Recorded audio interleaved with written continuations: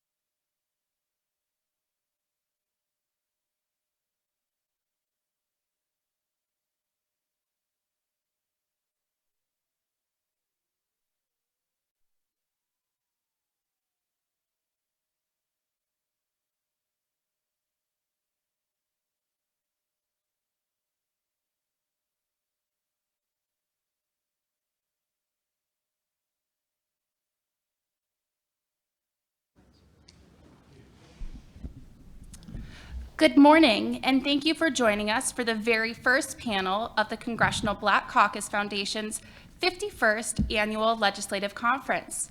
We are excited to be here with you in person for the very first time in 3 years, and we cannot wait to kick things off. I'm Morgan Shears, the Policy Director of Invent Together, and an attorney at the law firm of Covington and Burling here in DC. Invent Together is an alliance of organizations, universities, companies, and other stakeholders dedicated to understanding the diversity gaps in invention and patenting and supporting public policy and private initiatives to close them. Before we dive in, we have a illustrious speaker here to join us today. So I would welcome Chairman Johnson to come say a few words about the importance of inventor diversity.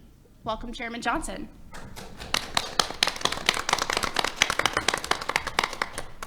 Thank you, and good morning, everyone. I appreciate the opportunity to speak today, and it's an honor to help you kick off this important panel that highlights the underrepresentation of Black people and of women as inventors in our patent system, and even better, proposes solutions to address this gap. I don't want to keep you from hearing from this remarkable group of innovators, entrepreneurs, and the lawyers and policymakers who support them.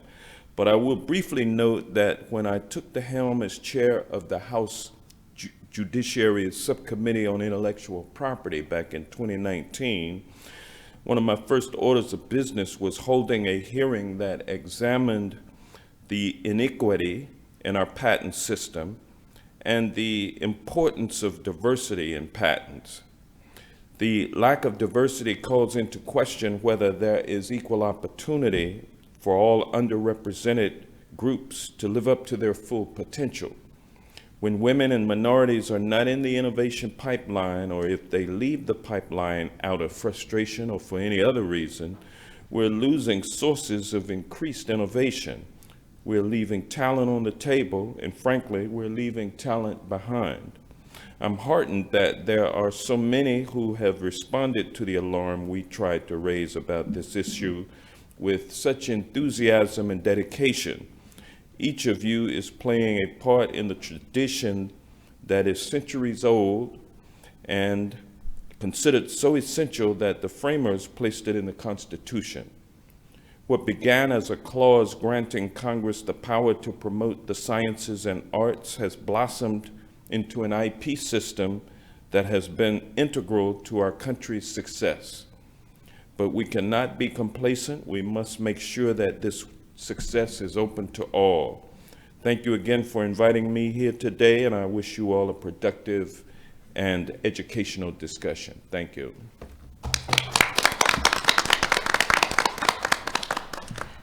Thank you very much, Chairman Johnson, and thank you for being such a champion of inventor diversity. Invent Together believes that everyone should have the opportunity to invent and patent, but that's not the reality today.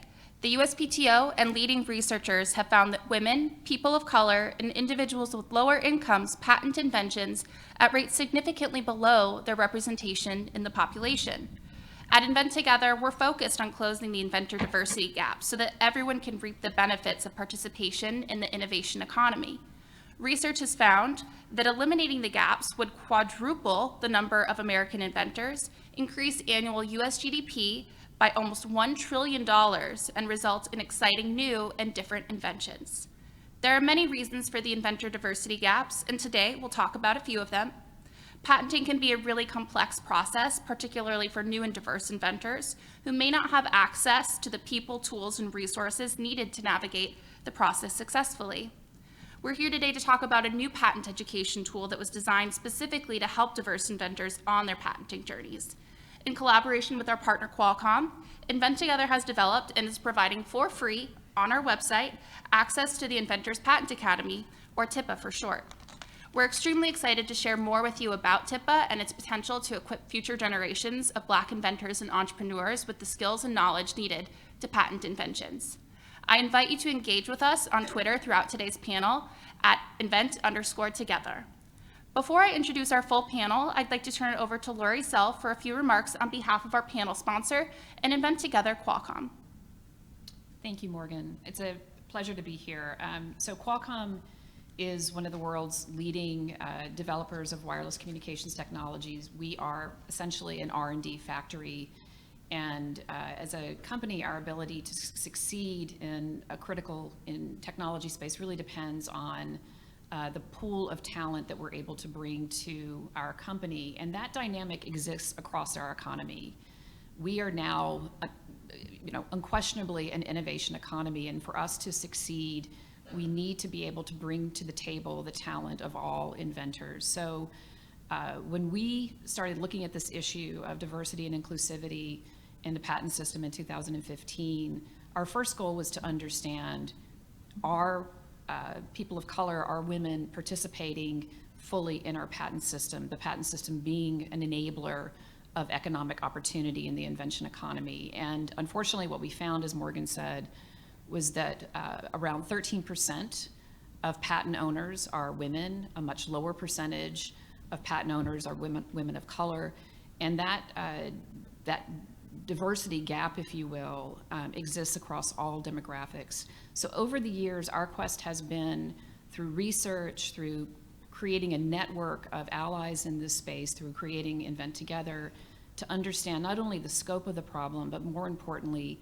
the root causes and the solutions. So as we talk about TIPA today, that is a piece of a broader puzzle, but the goal is to ensure that all inventors, particularly people of color, women, are able to access the patent system. And step one in that process is access to education about the patent system. Education about invention, why patents are important, and then how you access the patent system, which can be, candidly an expensive and technically complex area of law. So really the goal of TIPA is for the first time to create an educational tool that has people of color and women in mind as our target audience. It was very important for us as we created this tool to not only have a kind of 101 around patent law, but more importantly to tell the story of diverse inventors.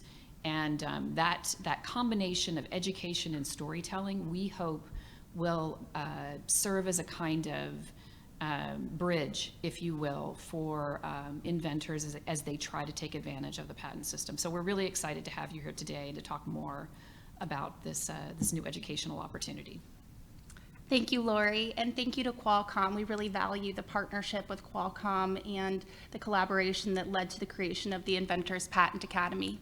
We'd hope to show you all an overview video of the Inventors Patent Academy, but due to some technical difficulties, we're not able to do that today. So I would direct you all to our YouTube channel for Invent Together. We'd love for you to watch that video to learn more, but we'll talk plenty about the Inventors Patent Academy today. I'd like to introduce the rest of our panelists here. Joining us today is an esteemed panel of inventors, entrepreneurs, diversity and inclusion experts, patenting and commercialization experts, and creators of the Inventors Patent Academy. I'm going to introduce folks seated your left to right. So starting with Lori, who introduced herself a little bit, but I'll talk a little bit more about her. Lori Self is the Senior Vice President and Counsel of Government Affairs at Qualcomm, where she specializes in intellectual property and technology policy issues. As Lori mentioned, Qualcomm is an exceptional partner of Invent Together and deeply committed to inventor diversity. Dr. Stephanie Page is the Director of Strategic Initiatives at Women in Engineering Proactive Network, or WEPAN. Dr. Page is a STEM equity and community engagement expert. She brings a unique personal perspective to this work as an HBCU grad and a scientist with a bachelor's in chemical engineering, a master's in biology, and a PhD in biochemistry and biophysics. Really showing us all up there, Dr. Page. Also joining us this morning is Erin Kelly, a diversity, equity, and inclusion expert and entrepreneurship consultant. Erin specializes in program development, instructional design, gender diversity, and process improvement. She is an invaluable member of the team that created the Inventors Patent Academy. Next, we have TJ Fallahun, the co-founder of IRIS, a company with the goal of ending preventable vision loss in underserved communities by expanding access to eye care. TJ is one of the inventors featured in the Inventors Patent Academy. Finally, we have Tiffany Norwood, an entrepreneur and inventor, and the first Black woman to be selected as the Cornell Entrepreneur of the Year. Her company, Tribenton, uses technology, music, video, and animations to teach entrepreneurship, innovation, and practical creativity. Please join me in welcoming this fantastic panel. All right, let's dive in. I'd like to start with a few questions about how the Inventors Patent Academy came together and why patent education is needed. Throughout today's conversation, I'd like us all to be thinking about what it would mean to achieve patent equity and how patent education can help us achieve it. Lori, let's start with you. Tell us about how the Inventors Patent Academy came to be. What's its origin story? And why did Qualcomm feel that it was important to partner with Invent Together to develop and offer a patent education course for free online? Yeah, so as I mentioned, as we looked at and we tried to approach this issue in a very research-driven way. And as we looked at the research, it was clear that there was a very significant, as I said, diversity divide in our patent system. As we looked at root causes, we identified numerous barriers and gatekeepers, if you will, that can impede the ability of a diverse inventor not only to access the patent system, but to even self-identify as an inventor and to understand the importance of patents in their journey towards whether it's a startup opportunity or simply just taking an inventive idea and bringing it to a commercialization process. So one of those barriers, not surprisingly, is education. There are many, many educational tools that are meant to help a inventor's journey towards patenting, but most of those tools are really geared towards lawyers, technical experts, and none of those tools at the time, at least, really brought that perspective of a diverse inventor to the forefront. And what really was a kind of a sort of aha moment for me, if you will, Morgan, was the USPTO, which is the government agency that has responsibility for granting patents, created a really terrific council called the National Council for Expanding American Innovation that took a very deep dive into all of these aspects of access to the patent system. And one of the conversations that was had was about education. There are so many educational tools, but they're not doing the job. And I think as Chairman Johnson mentioned, that really, again, struck a nerve with me on one of these hearings that were conducted by the House, and very sophisticated inventors talked about the fact that they simply had no real awareness of the patent system or how to access it. They had no real awareness of the process. So clearly there was a need for a tool that did more to bridge that divide. And that was really the origin story of TIPA.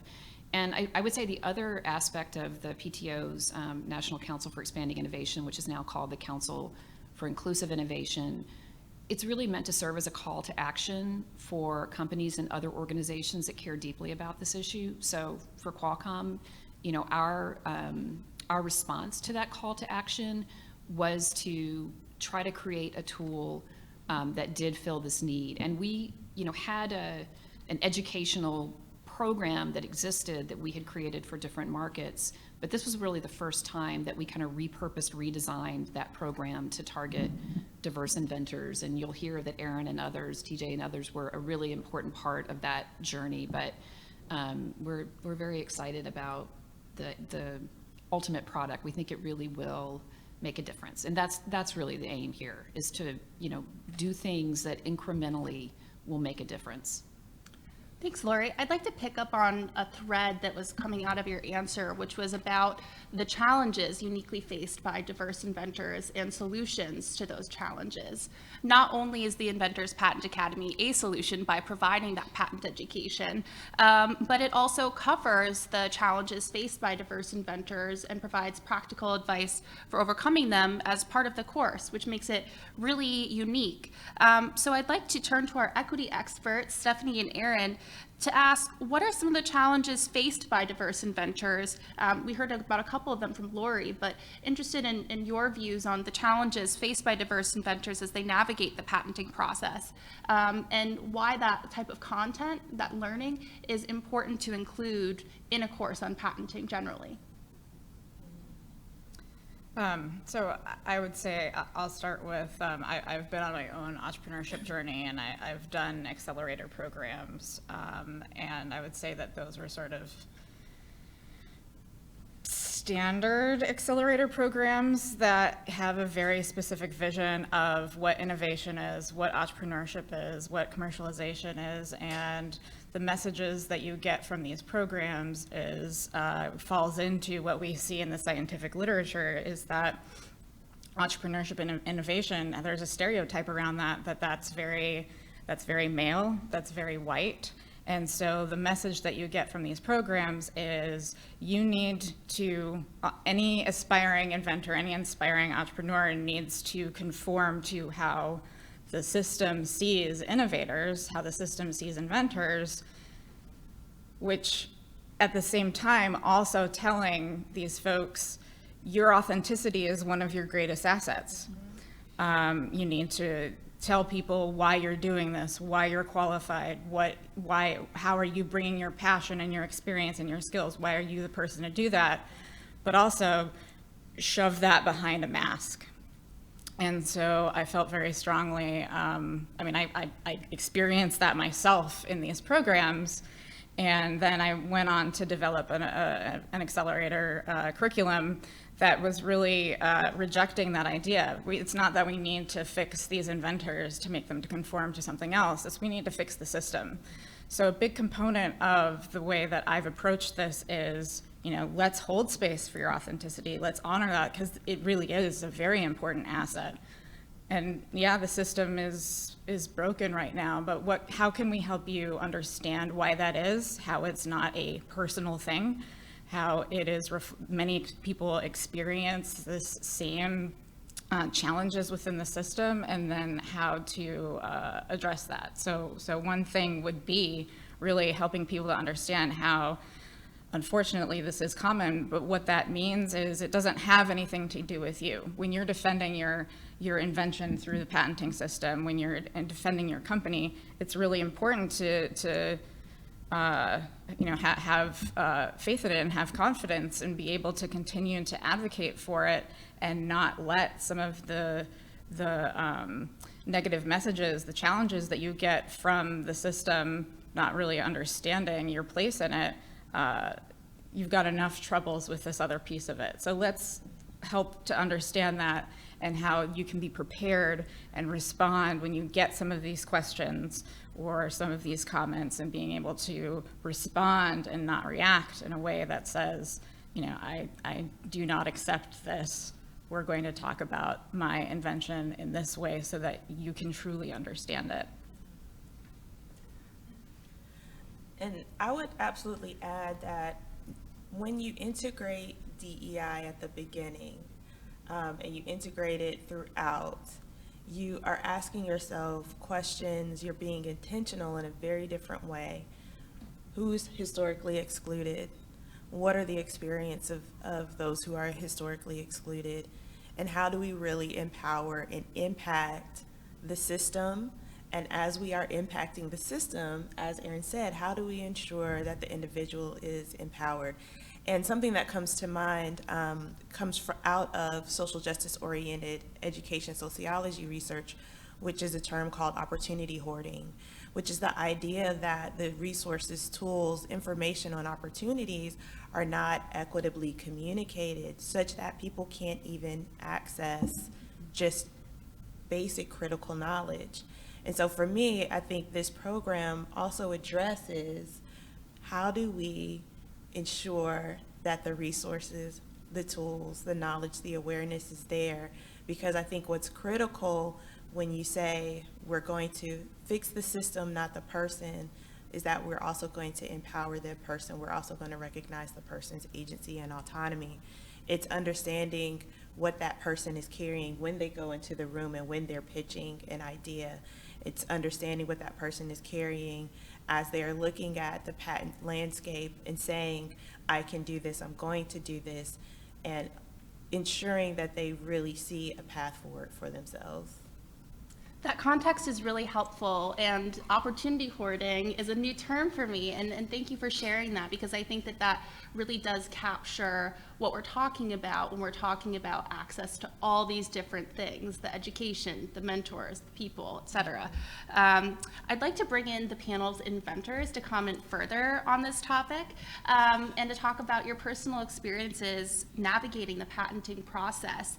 So Tiffany, we'll start with you, and then TJ, I'd love for you to comment after, but would love to hear about your individual invention and patenting journey, and whether any of the specific challenges that Lori, Erin, and Stephanie mentioned resonated with you, and if you felt like you knew what you needed to and you started out. Wow, so my journey started so long ago. You know, I was talking to TJ before the panel started, and I was like, oh, are you, I introduced myself, and I was like, oh, are you also an innovator and inventor? And he asked me what I mean by that. And that struck me because, yeah, you are, right? But it goes to what Lori says, that, you know, in the beginning, it goes to seeing ourselves and seeing ourselves as innovator, inventors, entrepreneurs, and valuing our genius.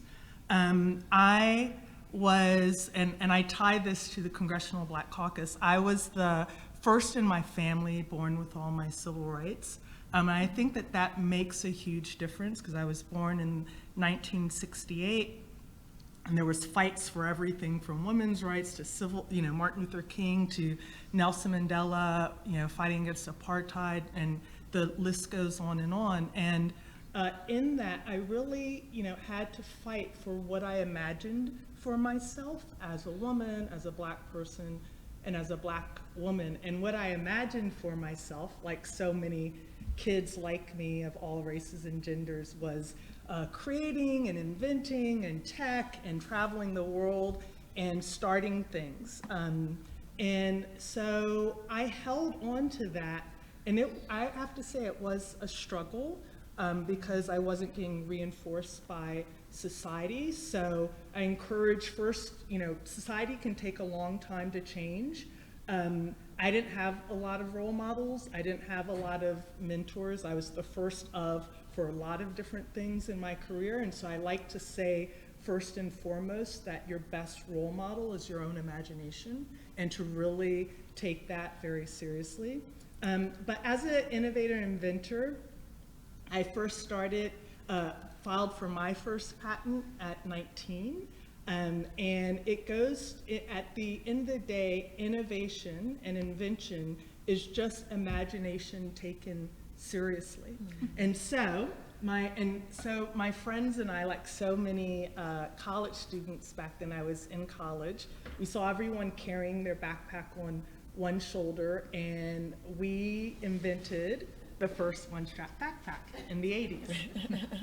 And this is it. And this backpack is older than probably you, TJ. We had a lifetime guarantee, and I'm now a public speaker, global public speaker on innovation and invention. So thank God the bag's held up, because there will be people in my audience calling me on it and saying, I have the bag and I still use it. But you can see that the invention was this triangular shape that clicks on either side. You see it a lot in a lot of places around the world. I was hoping the congressman stayed, because I was going to encourage him to have the term of patents be extended so that inventors have more time to build, unlike song creators, like song makers and writers, who get their intellectual property covered for their entire lifetime, plus 70 years. As inventors, we develop a product or license a product and then build a whole company around it sometimes, and we get about 15 years to do that. So I wanted to make the case for him, so Lori and Morgan, when you speak to him next, ask them to extend the patents.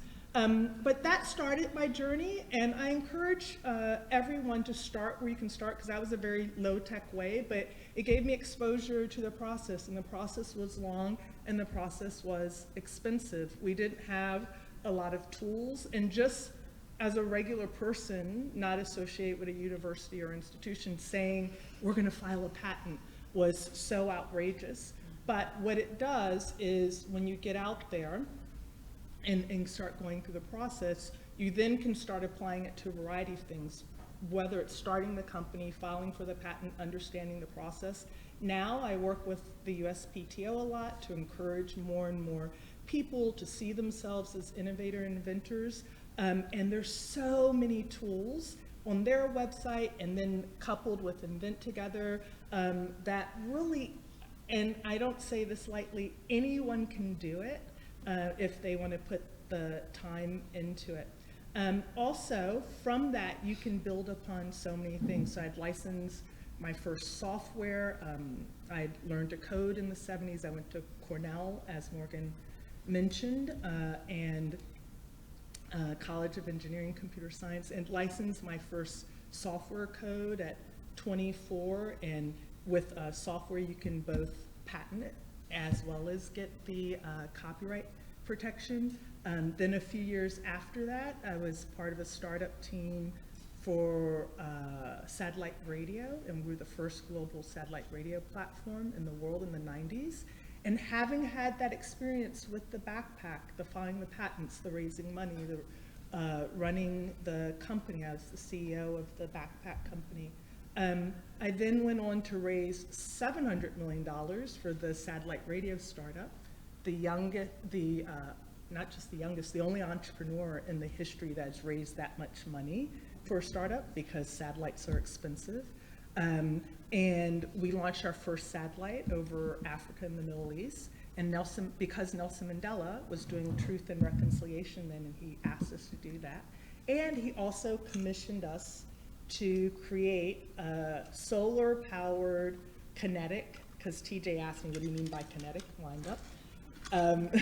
Radio that had a satellite receiver embedded in it, so everyone could have access to the Truth and Reconciliation hearings. And then, many broadband in the early 2000s, late 99 to 2000, started a company and create technology to automate self-installation for broadband internet and digital phone. So many of you have probably used that technology. XM Radio is our North American satellite, so you've used that. And then now Tibetan, to teach others to do what I did, because I looked around our school system and I'm like, you're not teaching skills like mindset skills, like persuasive storytelling, like high impact collaboration, taking your imagination seriously. And I'll just end with saying, right now I have Tibetan, but I still have another frontier tech company, which is esports.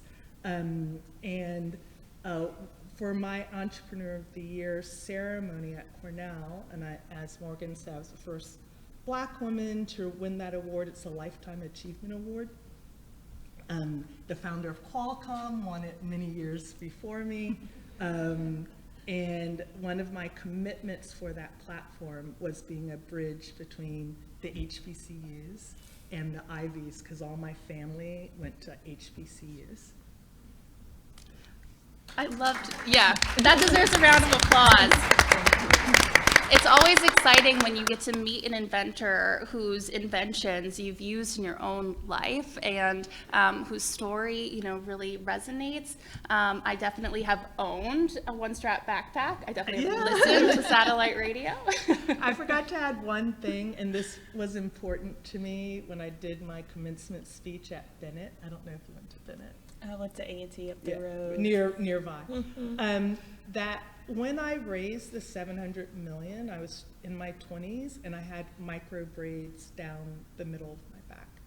And I always like to share that, especially in diverse audiences, because at the end of the day, it was really important to me because I was the only one in the room and the first to come in as my authentic self. And if I got fired for it or kicked out or whatever, and I did, you know, there was a phenomenon called showing up Black back then, where they didn't have Google, so you'd show up and people were like, oh, I didn't realize you were a Black person, and literally kicked me out of the office.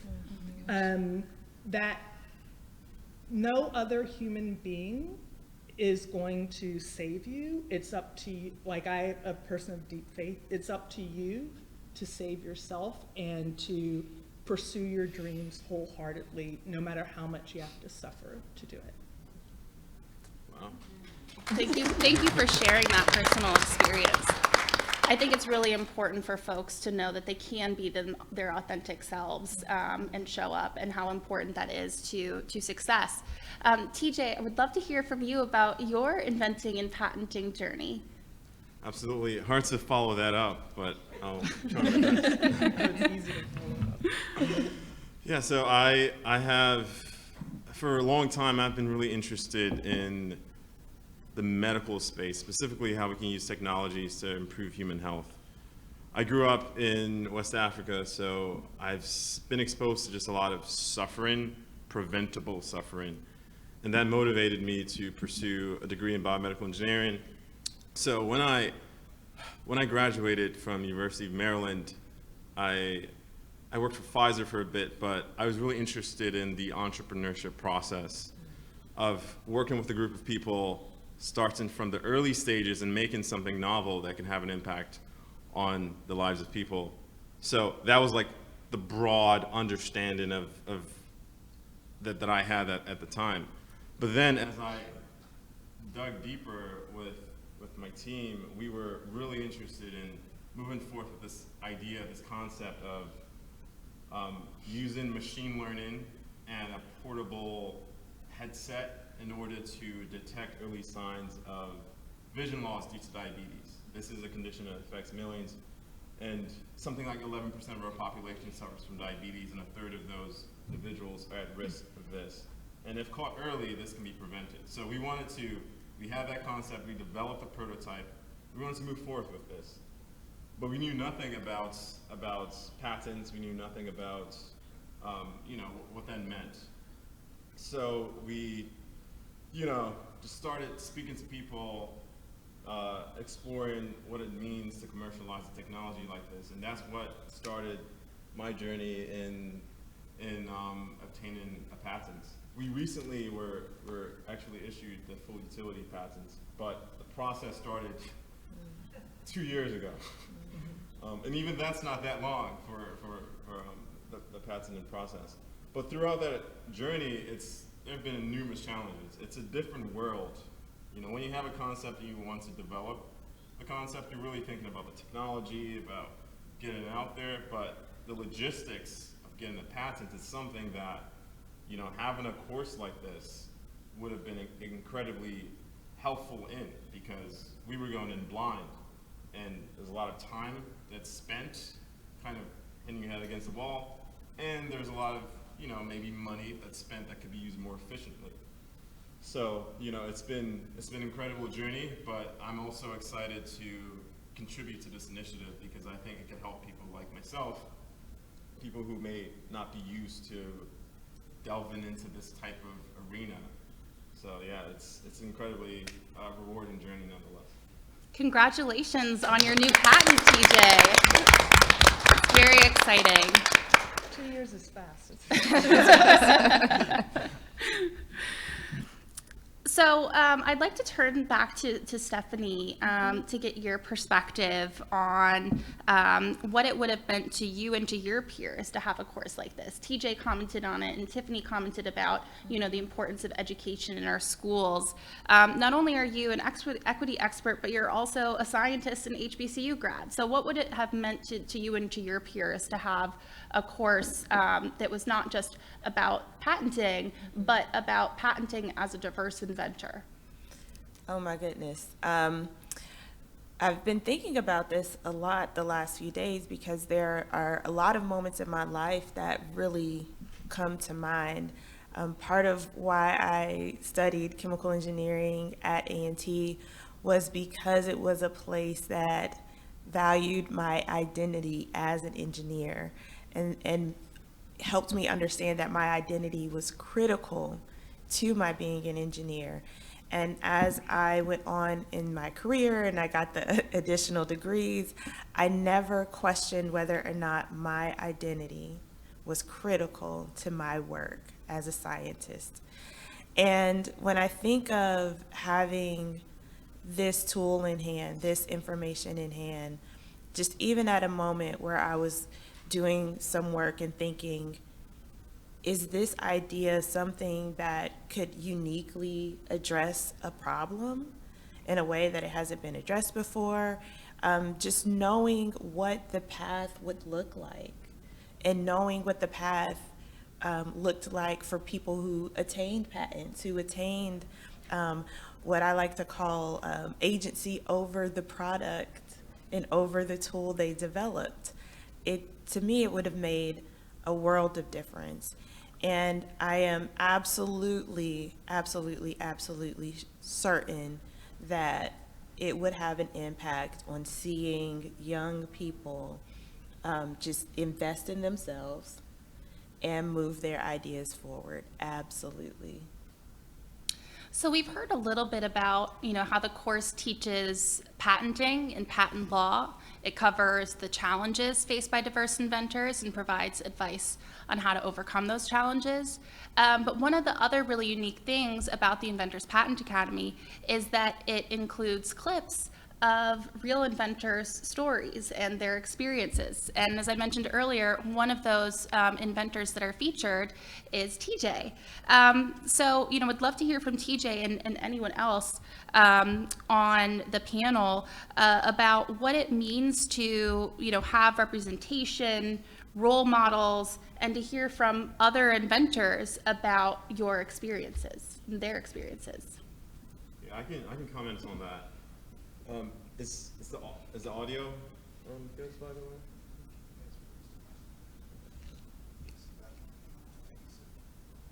This one? Do you want this? I'm so loud, I didn't notice. And we can centralize this one a bit? Yeah. Okay. Okay. I mean, maybe just pass it around as we need. Right. So for the fact that this process is one that you're likely going to be, at least I found myself to be the only one in the room, whether it's a virtual room or a physical room, but being the only one of your identity was one that it posed a lot of challenges. If somebody has similarities to you, you naturally have a bias towards them.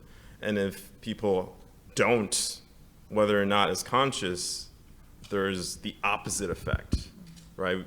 There's a resistance of sorts. And that's something that I constantly experience to the point where it's just normal. I kind of just like, that's the default. I don't expect anything otherwise.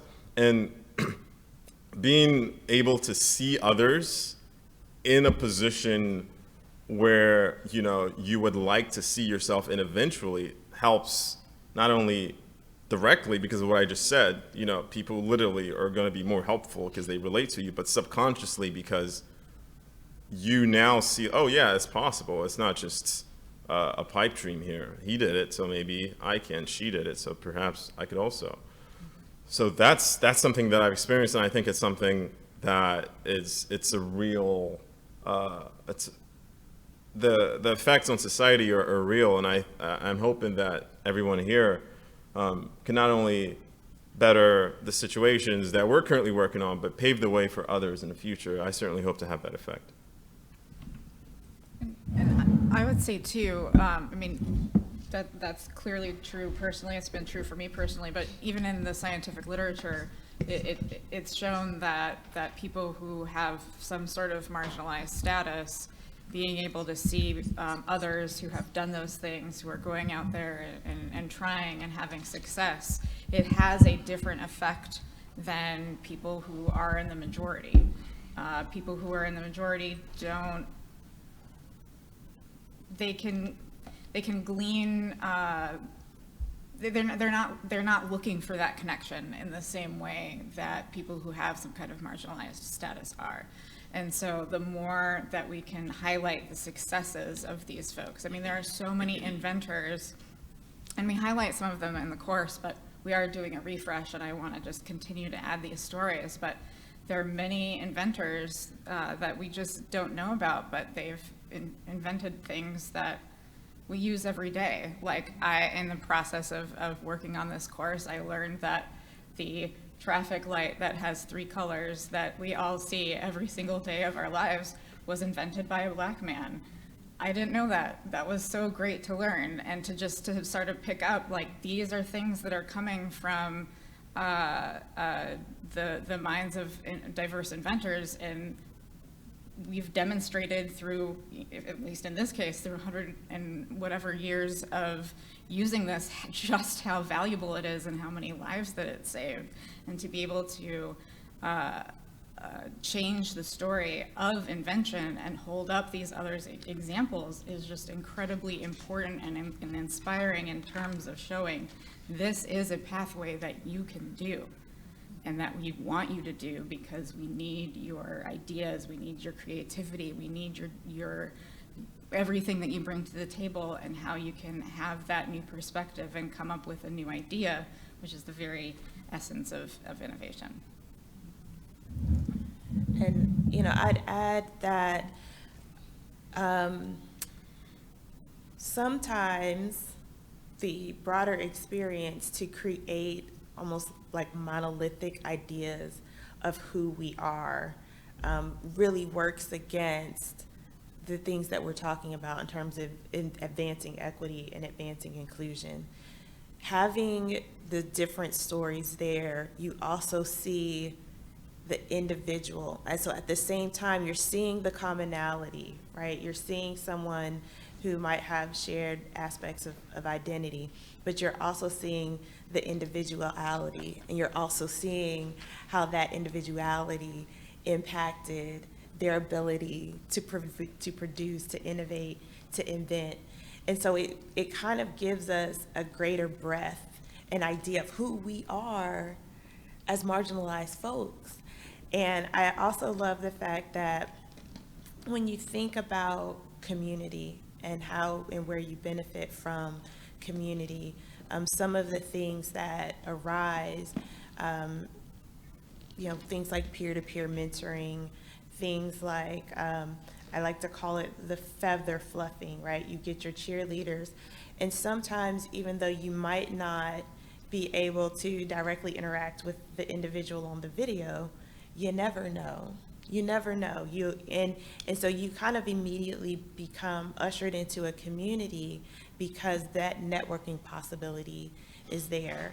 And because those opportunities can be leveraged and can arise, we can then really get back to what I believe is the importance of representation and role models and hearing about different experiences, which is, again, it's the breadth and the width of who we are, and it's understanding both the commonality and how that impacts the approach.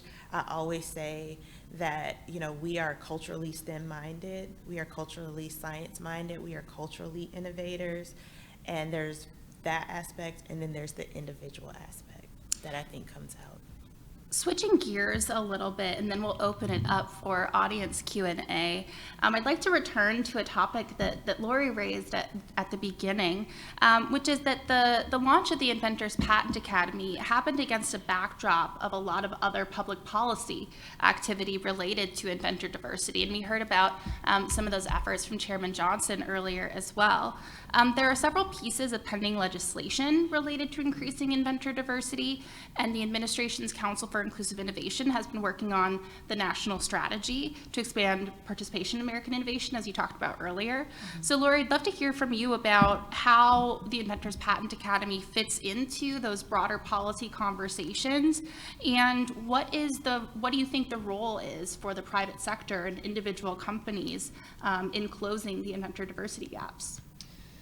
Yeah, and so my field is public policy, and it has been for about 3 decades, with, again, intellectual property being the kind of unifying theme. And one of the reasons, to your question, Morgan, that we first started looking at this issue of diversity in the patent system was that we were starting to see policies coming out of our Congress that were actually making it more difficult to obtain patents and more difficult to enforce patents.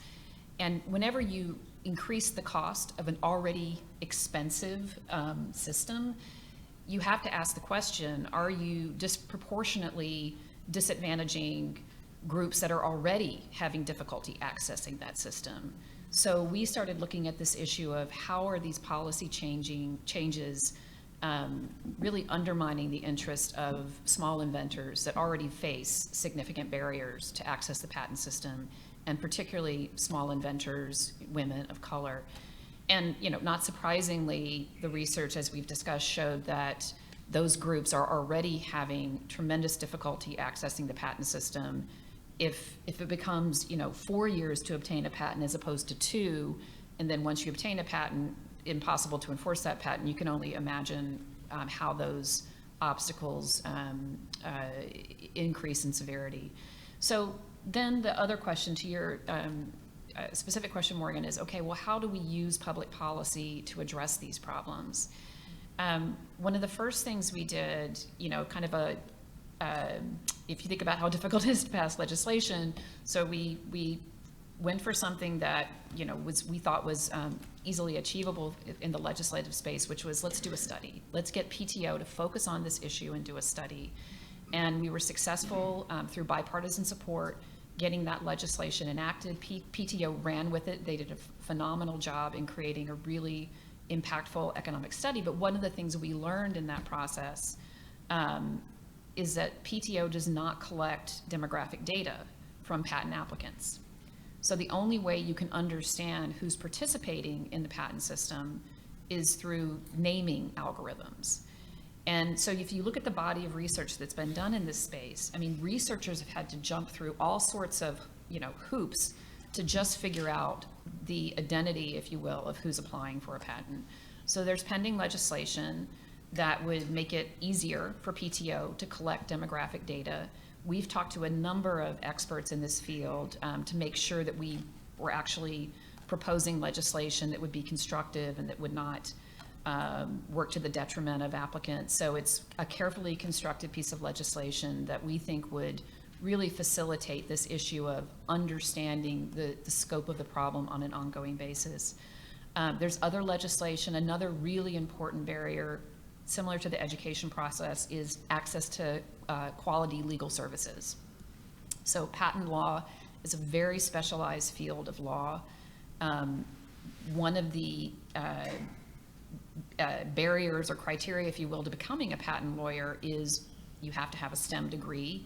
There are efforts underway to actually modify those requirements so more women, more people of color can actually become patent attorneys. We think that's an important step towards making a system that's more accessible to Black and female and other diverse inventors. So there's legislation pending that would enhance the existing pro bono program for patent applicants. So, every step of the way, as we think about what we as a company can do, what we as a network of allies can do through Invent Together, we're also thinking about a public policy agenda that moves the needle in impactful ways. And I will say, legislation is hard to pass, but it's been really encouraging how much, again, bipartisan support we've experienced for many of these measures, and what a terrific ally the PTO has been in this process. Both the former USPTO director and the current PTO director, this is among their very top priorities to enhance inclusivity in the patent system.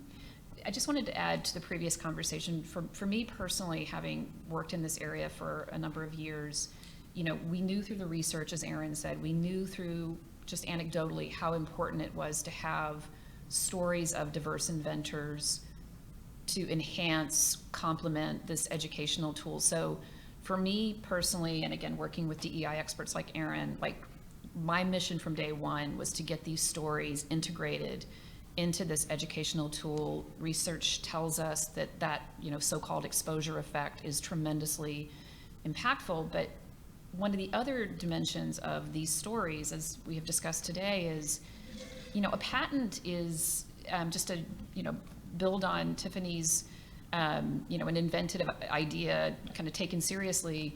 A patent is essentially an inventive solution to a technical problem. It doesn't have to be relevant to a purely STEM field. It can be any problem, whether it's the one-strap backpack, whether it's the traffic light. And what we know, again, anecdotally and from research, is that if the only inventors at the table are white men, the problems that they will prioritize are the problems of white men. And the problems of women, the problems of people of color, the problems of other communities, those will be ignored or trivialized. And, we've all experienced that, right? I mean, there's just, so for me, that is one of the most profound implications, if you will, of creating a more diverse patent system. It's obviously there's tremendous economic stakes. It's economic opportunity for a much broader cross-section of society, but it means that the problems of the world will be taken seriously because the people of the world who care about those problems will feel empowered to solve them. So, and that's something, of course, that needs to be supported through public policy. So part of our ongoing mission through Invent Together is to constantly look at our public policy agenda to see how we can advance this cause. That's exactly right. To make true progress, we need to be moving on all of these different fronts. Individually within institutions, within universities, colleges, and companies, to be implementing best practices, to provide these educational tools for free, in a very accessible format, and to be making progress on the public policy side of things as well. We have about 7 more minutes, so I'd love to open it up for audience Q&A. There's a microphone right there in the aisle if folks can make their way over. But if you feel like you can project, feel free to do that as well. Good morning. My name is Jesse Fenty. I'm a patent attorney here in DC area. I think I was on an Invent Together panel last year with, Valencia Martin Wallace and Director Yanku. And so I work very heavily in this space. I do education in intellectual property. I was on a panel with Tiffany Norwood in California last year, at the Center for IP Understanding. So I've been working in this space pretty heavy for 3 to 4 years. I certainly applaud everything that you all are doing. It's fantastic. This work is so important. So I have a company called Endless IP, and so I teach intellectual property law to students, engineers. I have a role in the National Society of Black Engineers, and so that's where I think our mark is to be made, is the young woman from A&T is instructing the engineering students, the black engineering students, the female engineering students. That's where, like, patent law is this missing class in engineering school. Those of us who went to engineering school, it's a missing class. Patents are, it's a part of business. Every patent is an engineering document, and so if we're taught that in undergrad, and I'm an electrical engineering major, if we're taught that, then we have so much more power in the system, and so that's kind of where it's missing. So. We worked together in the past. I look forward to working with you again in the future. One little clarification about Garrett Morgan, the inventor of the traffic light. He didn't invent the traffic light. He got a patent. When you read the patent, he got a patent, and he put in his claims that it could be electric, that he could attach wires to the overhead power lines. And so GE was buying up all the patents. They wanted to dominate the electric industry, so they bought his patent because he had a strong patent in that space. So a lot of information a lot of education can be done, and that's one example, is we're actually teaching people to read the patent documents and look and see what's being said and understand the law and the property, and it's a very involved subject. So I certainly applaud the efforts, and I hope to contribute in the future. Thanks. Thank you, Jesse. We look forward to reconnecting with you. And just to pick up on a couple of thoughts there, we totally agree with you, and that's literally why we created the Inventors Patent Academy, right? Because we were kind of doing this gap analysis about where patent education is currently given and where it's not. And it's not given in those places where it should be, including engineering schools. So Stephanie, I invite you to comment on that as well. And in the meantime, if others have questions, feel free to gear up for that. Yeah, briefly, something that I think a lot about is the way that oftentimes research systems work in engineering and in science, is that it's assumed that the work belongs to the institution or if there's a grant, the principal investigator on the grant. And so the other piece that I think a lot about is how do we empower people to better understand that if you develop an idea or a tool, especially in an institutional context, if you're, in an engineering school, if you're in, a school of science, school of medicine doing research, and when you better understand what the rules are, what the laws are of, patent law, thinking about just the whole entire process, you are better empowered to pursue ownership of your idea. And so to me, that speaks a lot to both personal experience that I've seen a lot. Also, typically, in my experience, the individuals who were supported, whether it was through tech transfer offices, whether it was through some type of IP office at an institution, were almost 100% of the time white men. And very rarely were there, Black women, for example, who were doing incredible innovative work, were there people, approaching us to say, you've got something here, we should support you, we should make sure that you are empowered and legally supported in navigating the space. And we have a section in the course specifically about institutional challenges and how to navigate that system, and I am currently in the process of making a 2.0. So if you have suggestions, I would really, really love to hear them, because this is something that is very important, and it's one of the parts of patent education that has been least addressed. And so I really would like to beef that up as much as possible. And then I think you had a question. There was a woman waiting to stand up over there. Sorry. Okay, good morning. Thank you so much. My name is Akila Byron Nisbet. I am IT by background. I have my master's in computer information systems with a concentration in programming and systems analyst. And for the past 6 years, though, I have happened into politics. That's the way I like to put it. I heard you talk about your faith. I was led into politics. So for the past 6 years, I've been a minister of government, small country in the Caribbean called St. Kitts. Responsibilities for health, during COVID, but still had responsibilities for IT and developing a new ministry called Entrepreneurship with concentration on the orange economy and innovation.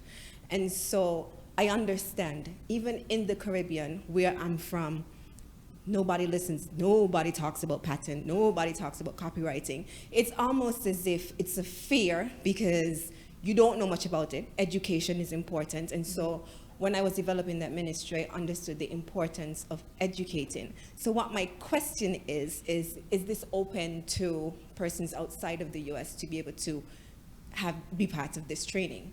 That's what I want to know, because so many of our innovators, they just don't know, how do I take the next step? And it would be good if I can get that information to them as well. So I just want to know if that would be open.